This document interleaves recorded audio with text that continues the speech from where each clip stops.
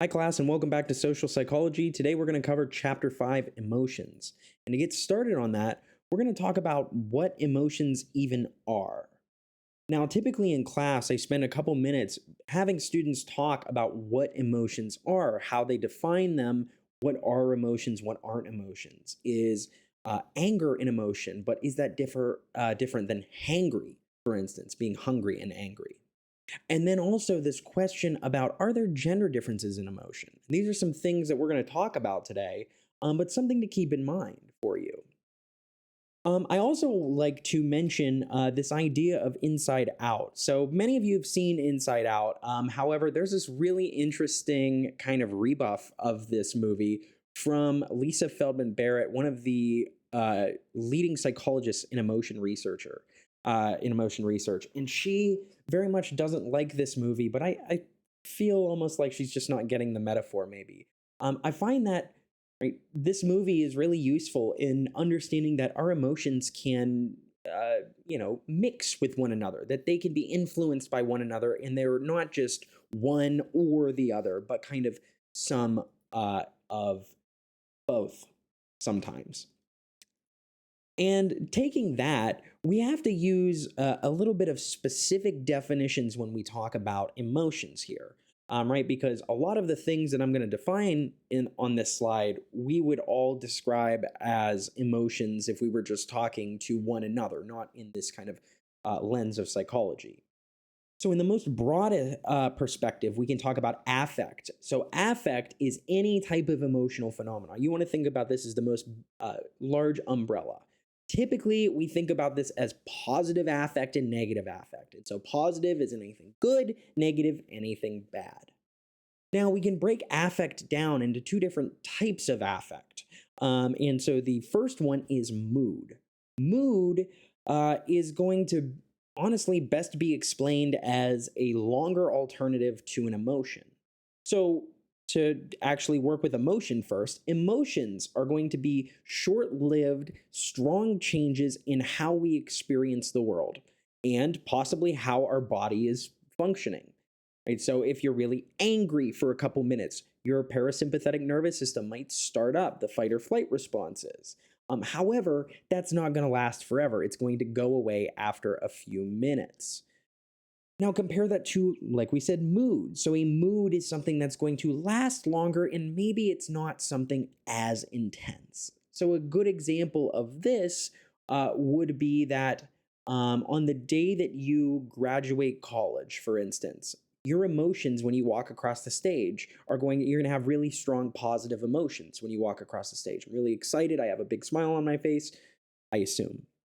However, the rest of the day, you're going to feel happy, but it's not very much related to what's going on now. It's operating in the background. It's a good mood, right? And you can also think about this idea of if you've ever just quote unquote woken up on the wrong side of the bed, this is the idea of a bad mood.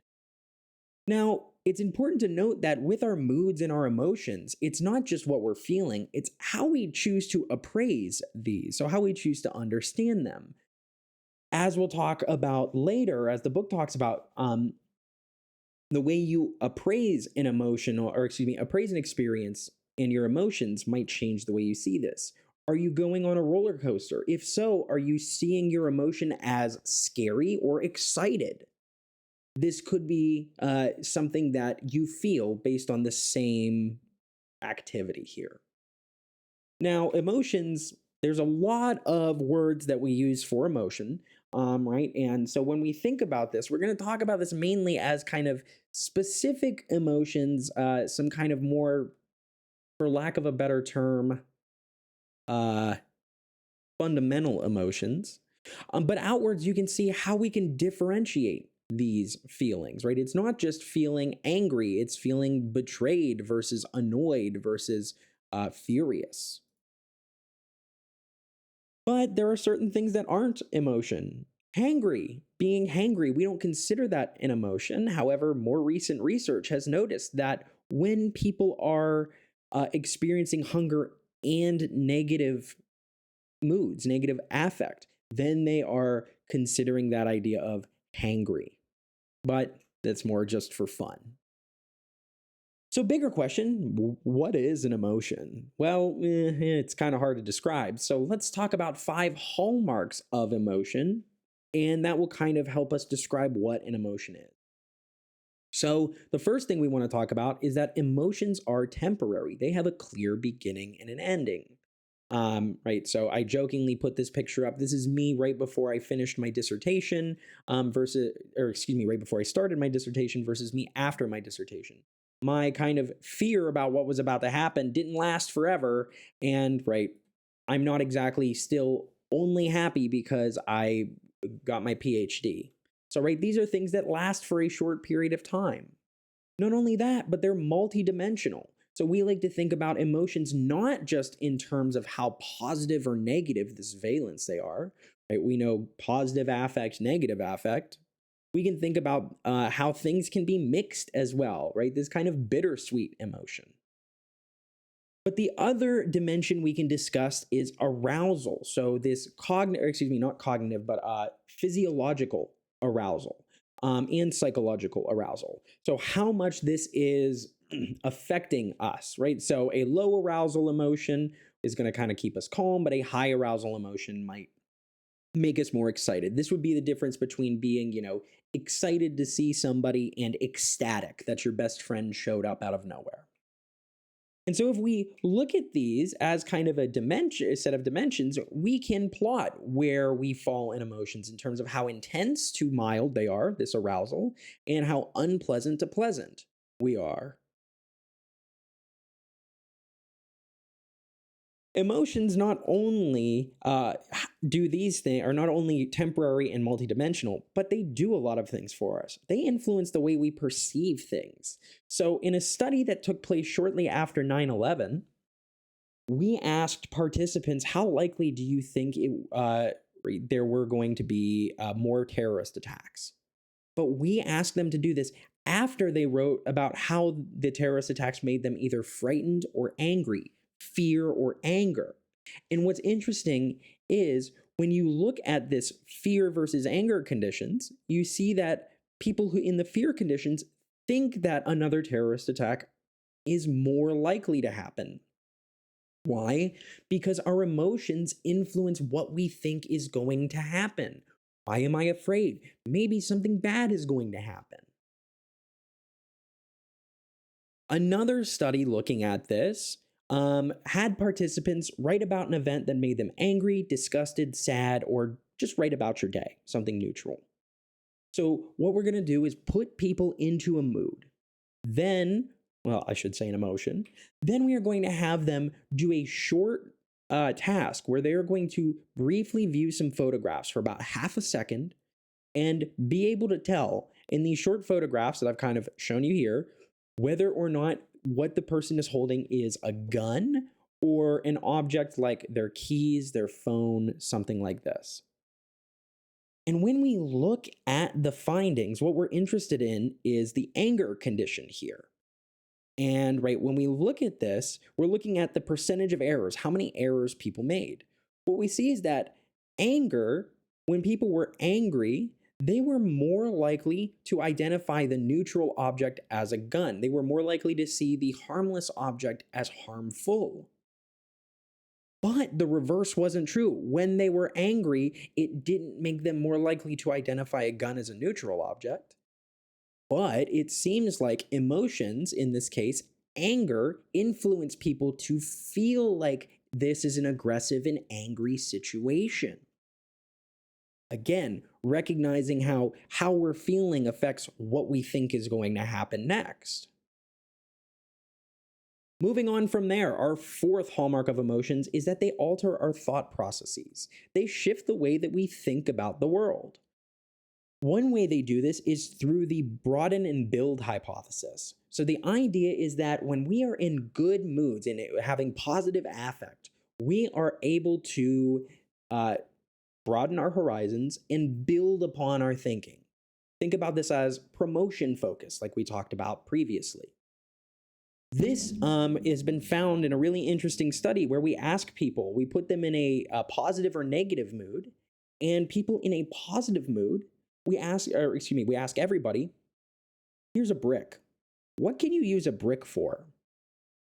I don't know, to build a house, to throw it at a car, to use it to open my door or hold my door open. There's plenty of things we can use a brick for. Turns out that individuals in a positive mood come up with more uses for a brick and more creative uses, suggesting that we are broadening the types of thoughts that we have and the ways that we can do stuff in the world. A similar study looked at this set of three squares, and they showed people these three squares, and then they said which of the two bottom shapes, the three triangles or the four squares, is most similar to the top shape. So which of these two is most like this one?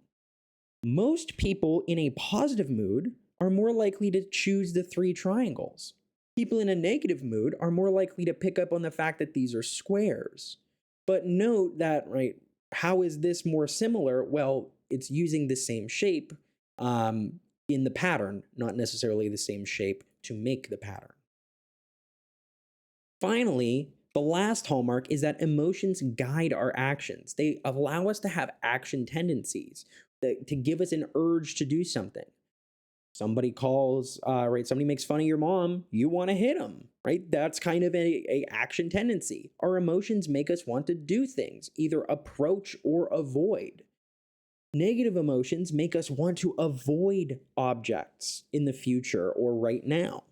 Positive emotions make us want to go approach, do things. And think about this if you are in a good versus bad mood and a friend asks you to come to a party. If you're in a bad mood, you're in avoidance mode. You're probably not even going to go to the party. If you're in a good mood, you're more likely to approach that, right? This idea here, though, it's going to make sense for us to need to approach and avoid certain things, because if I see that bull running at me, I should know that I need to avoid it. So, what's the point of emotions? Why do we have them? Well, they help us understand the world around us. They help us to make sense of it, and they help us to respond to the specific challenges and opportunities in the world. It's important to note that emotions are often without our control. They come about kind of naturally. And once they come about, then we can modify our thinking, right? If I'm sitting in traffic, it's not really under my control if I get angry at the moment, but it's under my control how I choose to deal with that anger. Do I freak out here, or do I take some deep breaths and calm down?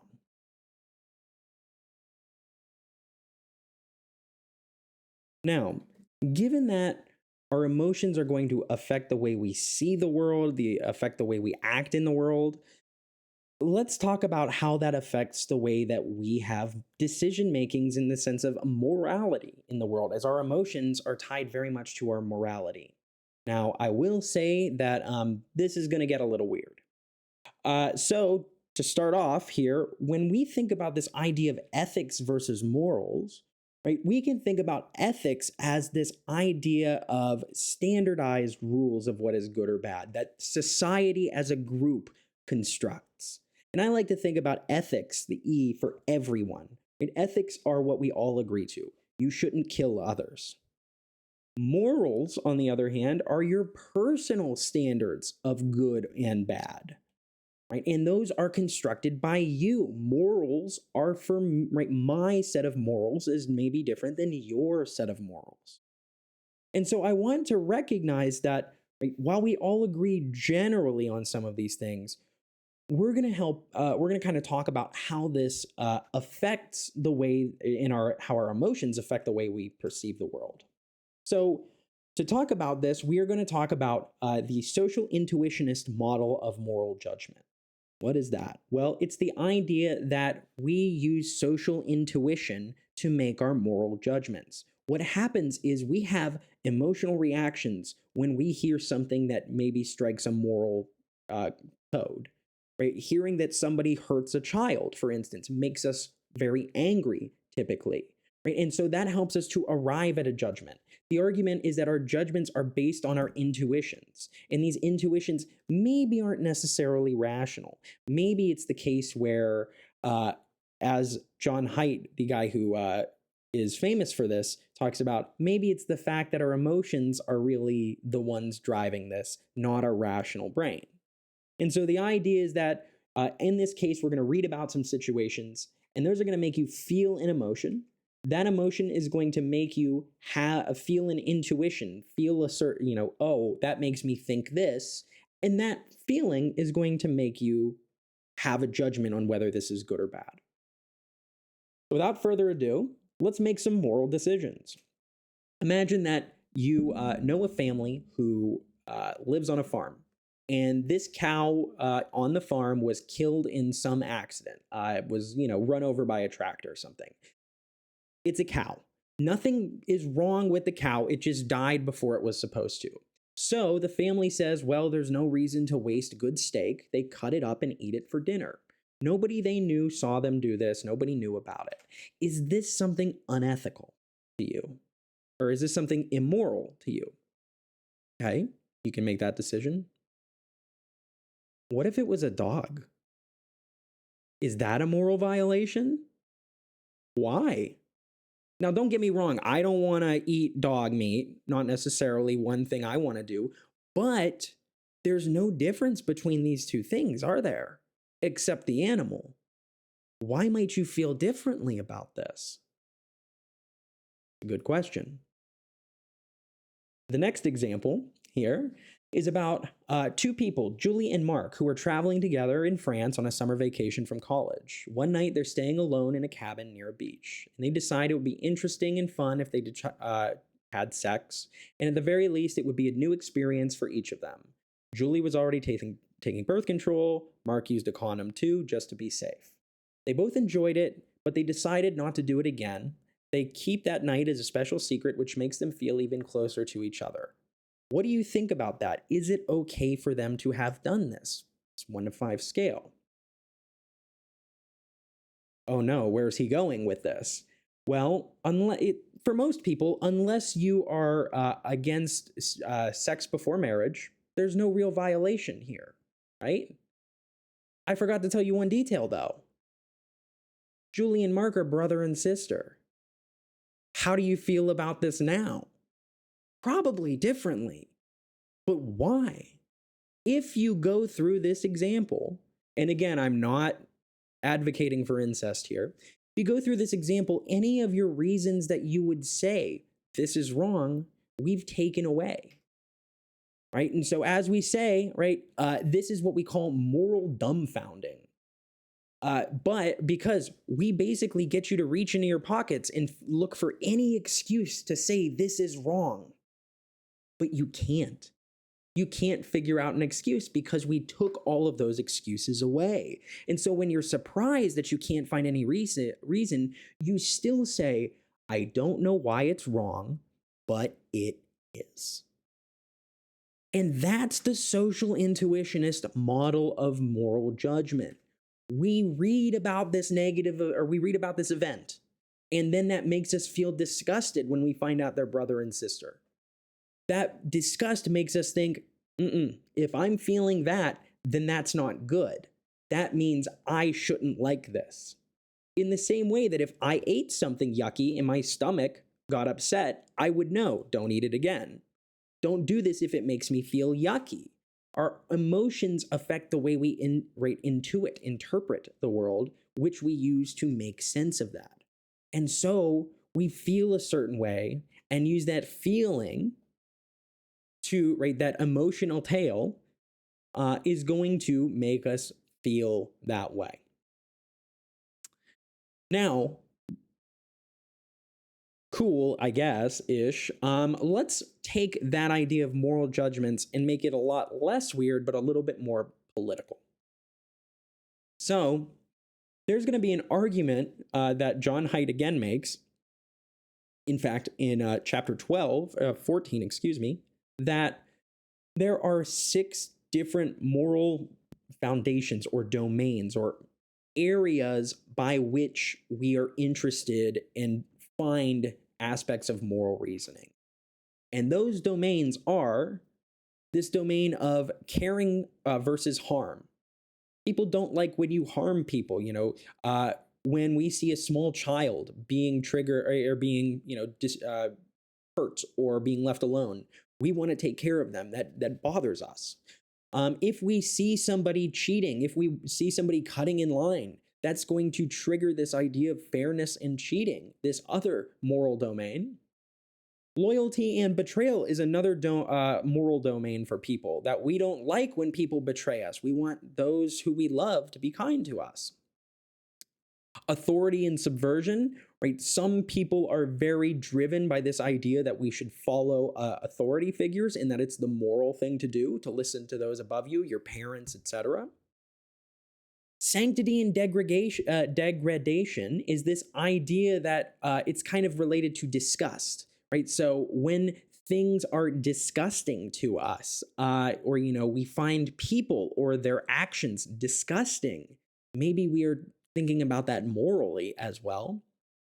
And finally, similar to care versus harm, but not the same, is this idea of liberty versus oppression, getting away from people bullying, right? Nobody likes a bully, so getting rid of that or seeing that might trigger a moral, kind of an emotion triggered by a moral foundation. What's interesting about this, and the book brings up, is the fact that research has shown that liberals and conservatives, especially people stronger on the liberal and conservative side, each focus on specific moral values more than others. It tends to be the case that liberals care a little bit more about the care and fairness moral foundations, that those are going to be the ones that when they see them violated are causing them more feelings than conservatives, whereas conservatives seem to be more activated when there are threats to loyalty, authority, sanctity, and liberty, these set of moral domains. Another interesting thing.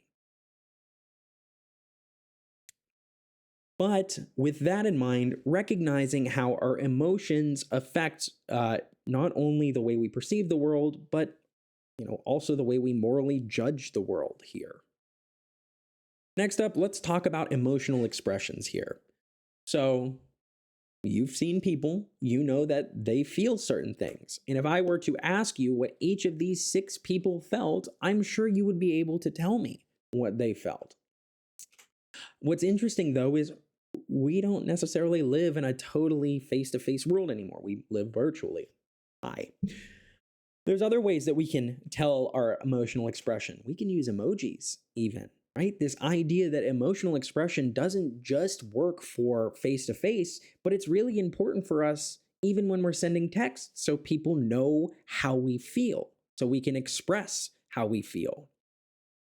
It's incredible to note that we have at least 6 universal emotions that you can go anywhere in the world at any point in time in history, right? And you would be able to smile at somebody and they would know that you are happy, or cry, right, and they would know you are sad, or even look disgusted or surprised. They would be able, right, any person should be able to tell those basic emotions one from, right, and how you are feeling. And you, similarly, can go anywhere and tell what people are feeling generally. There may be more universal emotions, but the research is still out on this. If nothing else, I want you to note that this suggests that emotions are an extremely important part of being a social creature, that we are able to now express how I feel inside, and you can see how my internal state is feeling. Now, what's interesting is, how do we express these emotions? Well, what is the kind of number one feature that shows what our emotions are? It's the eyes. If I were to ask you who has the real smile, and we look at this, it's still pretty easy to tell that it's this guy over here on the corner of your screen. Why? The eyes. And if I were to put sunglasses on this guy, it completely takes away that effect. So, right, when we lived during the pandemic, boy, it sure was hard to know what people were feeling, but recognizing this idea that our eyes are going to be one of the most important pieces of information when it comes to reading another's emotions. Though, as I mentioned, the pandemic didn't necessarily stop this, people are able to recognize others' emotions even with a mask on. So it's important to note that, yeah, if I'm smiling at you, certainly you know that. Or if I'm frowning at you, you recognize I'm probably crying. But what happens when we have mixed emotion? Well, you can read multiple parts of the face to recognize that this man is not only angry, but disgusted. And that this woman doesn't just look surprised. It's not something scary, right? It's a happy surprise here. So, how do we learn to read emotions? Well, through watching other people, through our environment, through our culture, through what mom and dad do, through what our teachers tell us. Not only do our cultures help us teach us what our emotions are, but really our cultures kind of help us define what emotions we live by. Some cultures have focal emotions, so an emotion that's especially common within a particular culture. I'd argue that the pursuit of happiness in the US is a major focal emotion. If you're not being happy at any given time, you're considered unsuccessful. This is related to this affect valuation theory, this how do we value emotions, and that some emotions that promote important cultural ideals, being happy, are valued and play an important role in our social lives. So it's not just what you feel, but it's also what your community, your country, your cultural group feels as well. Now, with that, right, we can also talk about this flip side that culture can somewhat help us to regulate our emotions, especially if certain cultures put up more of a barrier towards showing emotions in public. But emotional regulation is just this idea of how do we regulate our emotions? How do we keep them in check to the level we want? And so, how do we make them fit to the context that works here? Now, some things that we can do are to reappraise our emotions, rethink the reasons for feeling this way.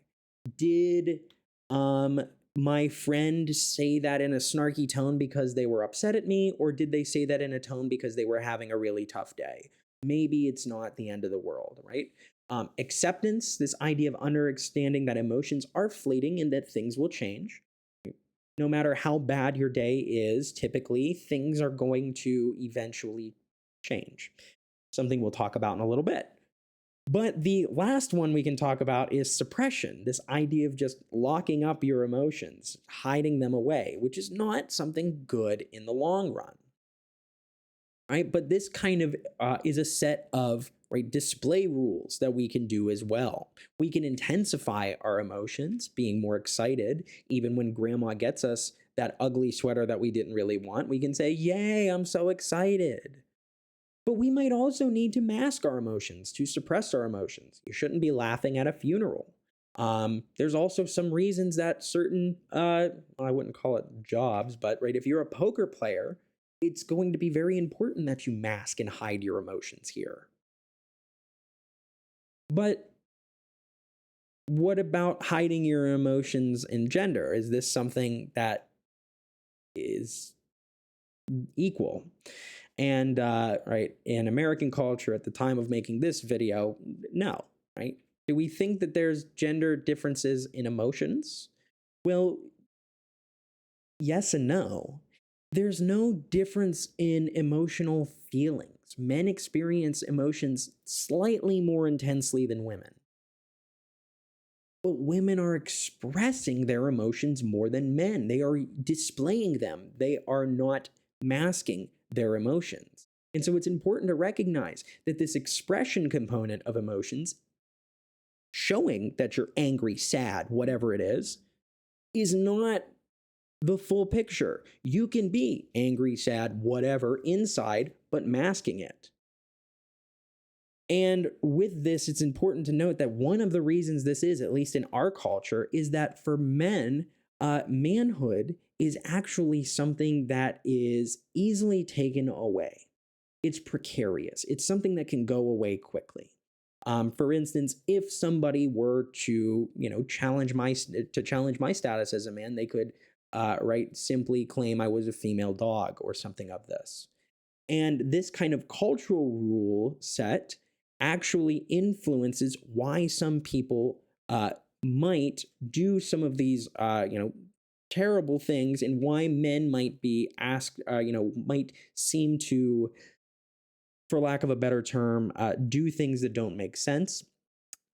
One fascinating piece of this that I always like to mention is that men will share their emotions with their dogs, but not with their wives. They will do it with their dogs, but not with their wives. Why? Because we have a very interesting culture when it comes to this.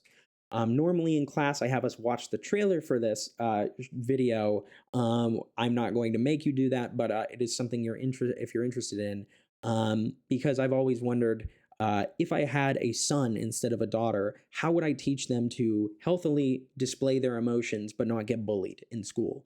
And it's a very tough question. But let's move on from there and talk about emotions in the social world here. So, when it comes to emotions in the social world, emotions are used because we are social creatures. Emotions allow us to form relationships, negotiate important relationships, talk to each other. I'm mad because of this. What's interesting, though, is we have a certain subsection of emotions that are required, that you require a sense of self, that you are different than other people.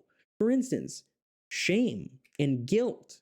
Shame is when you are upset about who you are. Guilt is when you're upset about something you have done, kind of a disposition versus a situational factor.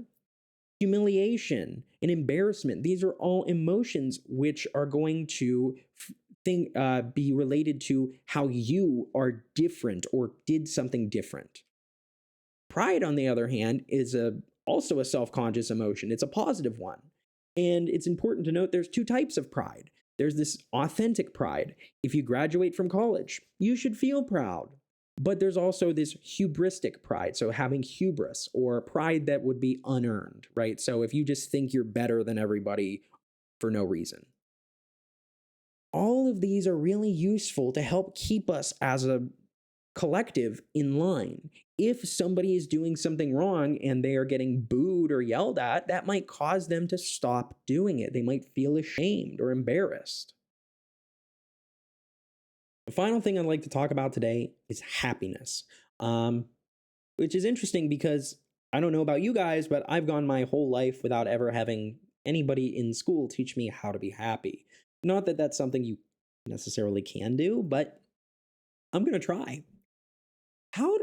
How do we be happy? Oh, Jesus, right? That's a tough question. What does it mean to be happy? And right, what are the components of happiness? Well, a lot of research has gone into this, and it turns out that there's two major components that we can use to emphasize happiness. The first is your satisfaction with life. How satisfied are you with your life? And here's the satisfaction with life scale. So do you feel that you are, right, the conditions of your life are excellent? Do you feel that you've gotten the important things in life? Do you feel like you are living the best version of this life that you have? And secondly, your emotional well-being, your emotional state here. Now, it's very important to recognize these two things. They don't come from anywhere else but inside of you. They are internal components. There is a very famous psychologist, Viktor Frankl, who wrote about his time in Auschwitz and how there would be some men in Auschwitz who, even though they were there and had nothing, they were still managing to find happiness. And so, honestly, the best thing I can tell you is that if you want to be happy, look into ways that you can increase your satisfaction with your life, and for ways that you can increase your emotional well-being. And that's going to be what helps to make you happy. Now, do we really know what makes us happy? Do you think you know how happy you would be tomorrow if you won the lottery? How happy would you be a year from now if you won the lottery? Let's flip the reverse. How happy would you be tomorrow if you lost your leg versus how happy do you feel you'd be a year from now if you lost your leg? Well, probably not much different than you think. A year from now, tomorrow, of course, you would probably feel pretty happy if you won the lottery or pretty sad if you lost your leg. But by a year, you're honestly, you and everyone else, I should say, not you particularly, are bad at effective forecasting, at forecasting our affect, our emotions. We're no better than trying to predict the weather 15 days out. We don't know how we're going to feel in the future. Why? Well, there's a couple reasons. One is that we are often neglecting how immune we're going to be from this. We're going to recognize that probably we're a little resilient. We can also talk about this idea of maybe we're focused on too much, and also the fact that how long this has lasted has a lot less of an impact than you'd think. So one factor as to our affecting our happiness is what we call immune neglect. And so a really interesting way to think about this is that if you, in this study kind of goes over this example, if you have your significant other break up with you, that is probably going to make you think, I don't know how I'm ever going to get over this. And so you might actually not be realizing that you have a lot of ability to get over this. And so one study looking at this looked at, and it's kind of poorly named, called the Luckies versus Leftovers study. And so the idea was we were looking at what you feel when you break up with a romantic partner. And so we have two groups of people. We have the Luckies who are dating somebody still and haven't broken up. And we have the Leftovers, the people who have been broken up with in the last 2 months. And we asked everybody, hey, can you rate how happy you are right now? We also had the people who still had significant others. We asked them to imagine, put themselves into this situation at the Leftovers. Hey, imagine that your significant other broke up with you tomorrow. How would you feel in 2 months? And so when we look at this, the people who had their significant others but were imagining how they'd feel in the future did not recognize their immune neglect. They fell for it, right? They said, oh, I'm going to be terrible. Compare that to people who had actually broken up with their significant others, who felt not at all different than people who were still with their significant others. This is suggesting that if you were to lose your leg tomorrow, you would, within a year, get back to the point where you feel about how you feel today. This is what we call the hedonic treadmill. It's the idea that just like a little treadmill or a little kind of hamster wheel for a hamster, when we get something good, right, when we win the lottery, it makes us really happy for a little bit of time. But then we kind of habituate back to baseline, go back to that baseline level of happiness. And then if something bad happens, we're going to feel worse, but eventually we're going to get over it and go back to baseline happiness. And so for better or worse, right, if things are going bad or good, recognizing that things will probably change in your life and eventually you will move back towards a baseline average level of happiness. But that's this idea of immune neglect. We can also talk about focalism, this idea that people tend to focus too much on a specific aspect of an event while ignoring other possible impact. Right? So imagine that you failed to get the job that you thought was your dream job. You're going to feel really bad, but you're not recognizing that there's other things that matter in your life, right? You're focusing too much on that one specific factor. One interesting study asked Midwesterners if they felt that they would be happier living in California. Yeah, most said yes. Now, what's interesting, though, is if you ask people in the Midwest and in California how happy they are, there's no difference. People in California aren't happier, but people think they would be more happy if they moved to California. They're focusing too much on that idea here. So recognizing that how you are going to think future-wise, you're probably not taking into consideration everything you need to. When it comes to remembering the past, It's very interesting because there's three specific factors, well, two specific factors, I should say, that affect how you are going to emotionally remember an event, right? And those two factors are going to be the peak moment, the best or worst moment of this experience, as well as how it ended up at the end, right? The end feeling. Interestingly enough, how long the good or bad moment doesn't really matter at the end of the day. Duration tends to be unimportant. For instance, when I think about my wedding, a very good day. The peak moment, right? When I got married, very, very good. The end feeling, we had a great send off at the end of our wedding. It was very positive. Did the wedding last all day long? No, nobody wants to be at a wedding all day long. But I still remember it as a very positive memory. If I took my daughter to Disney World for 1 day versus 10 days, as long as we still had a good time, it wouldn't matter how long it was in terms of how that event would be remembered. So when I think about this, I remember a time in my life when I was studying abroad with my girlfriend, then now wife. We were traveling to Venice on a train during February, and it was very, very snowy, and Venice had actually flooded that day. And so when we got there at about 2 o'clock in the morning, we had to walk through Venice with our feet full of water. And it was a mostly miserable experience that morning, 3 o'clock in the morning. We had a great time though. We had really a lot of fun the next couple days. And at the end, we had a wonderful trip home. How did I feel about this?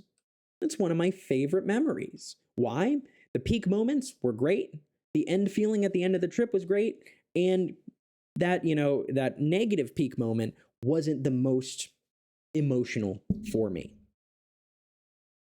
When it comes to what makes us happy, though, look at your social connections. I'm a social psychologist, so I'm a bit biased, but romantic relationships, friendships, families, and even your neighborhood, that community aspect. Does money make us happy?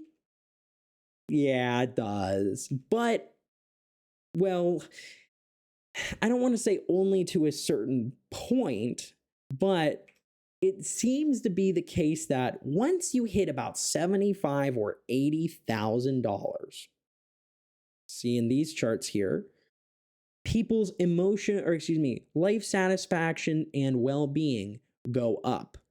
And that at about $75,000, negative feelings tend to go down.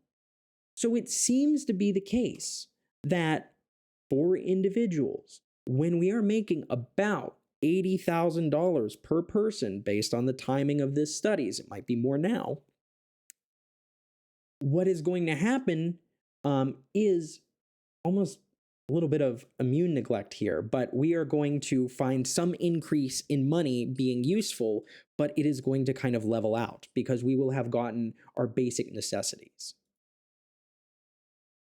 Another major thing we can do that's not money is practicing gratitude, feeling grateful, thinking about how we are appreciative of the things that we have, imagining what we have compared to what we don't have, right? Sure, you can be upset that the internet's not loading, but you should be thankful that you have a phone type thing. A good way to experience happiness is actually to give gifts, money or time. In a study on spending money, participants were asked to tell us how happy they were today, and then we gave them either $5 or $20. Those people were told to spend that $5 or $20 on either themselves or another person. And then after that, we asked them to come back and tell us, how happy did spending that money make you?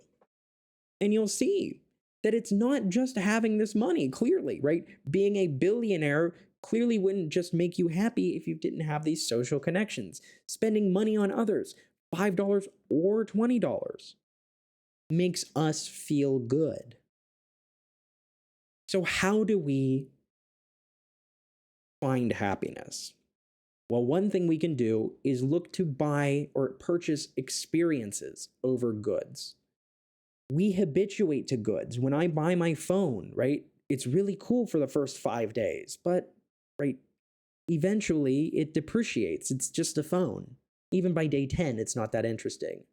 But if I think about an experience that I've taken, something that brought me a lot of joy, especially a feeling of awe, which has been shown to boost happiness, right? This is going to make me more likely to feel this long term happiness. So if I could spend $500 on a TV or some kind of adventure with my family, in the long run, I'm going to be happier if I choose that adventure, right? That experience we did. So I hope that all kind of gives you an overview on emotions, moral reasoning, and a little bit on how to be happy. But if you have any questions, please feel free to reach out. But otherwise, I hope you're all doing well, and good luck on the rest of the material. Have a great day.